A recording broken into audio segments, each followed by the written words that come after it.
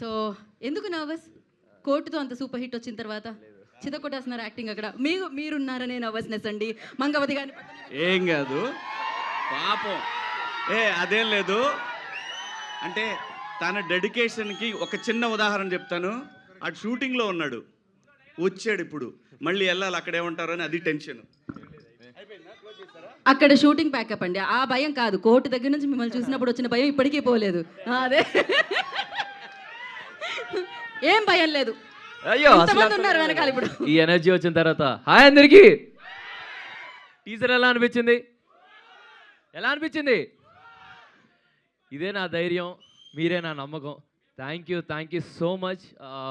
మీ అందరికీ టీజర్ నచ్చిందని అనుకుంటున్నాను. బ్యాండ్ మేళం ఒక ప్రాపర్ తెలంగాణ మాస్ సినిమా. ఒక వరంగల్ లాంటి పక్కన ఒక చిన్న పల్లెటూరులో, ఎక్కడో ఒక చిన్న పల్లెటూరులో బ్యాండ్ వాయించుకుంటూ, మా దోసుగాలతో బ్యాండ్ వాయించుకుంటున్న ఒక యాదగిరి గారి కథ. ప్రతి ఒక్క క్యారెక్టర్కి ఒక చిన్న లాంటి ఫిలాసఫీ ఉంటుంది.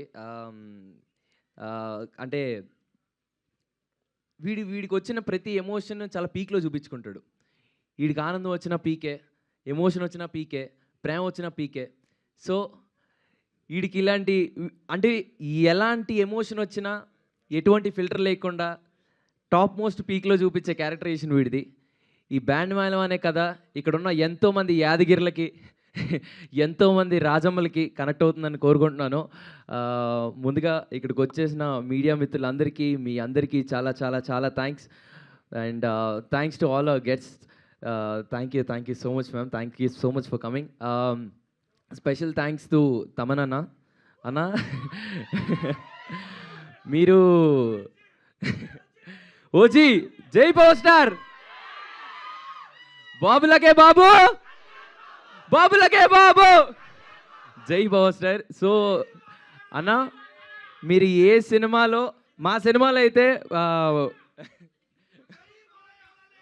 జై బాలయ్య, జై బాలయ్య, మీరు ఎంతగానో వెయిట్ చేస్తున్నట్లు నేను కూడా అలాగే వెయిట్ చేస్తున్నాను అన్న బీట్ల కోసం.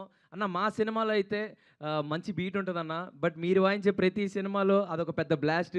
ఈ స్పీకర్లు బ్లాస్ట్ అయిపోతాయి బేసిక్గా, అందరికీ తెలిసిందే. అన్న thank you so much for coming. Thank you so much for gracing this event. And thank you so much Venu sir. So thank you so much for coming sir. And ma'am thank you so much. And చాలామంది అడుగుతూ ఉన్నారు మీ మాట్లాడితే performance కావాలా? వేస్తాను. And చాలామంది అడుగుతూ ఉన్నారు, మేము ఎక్కడికి వెళ్ళినా మంగపతి గారు రాలేదా, మంగపతి గారు చూడట్లేదా అని.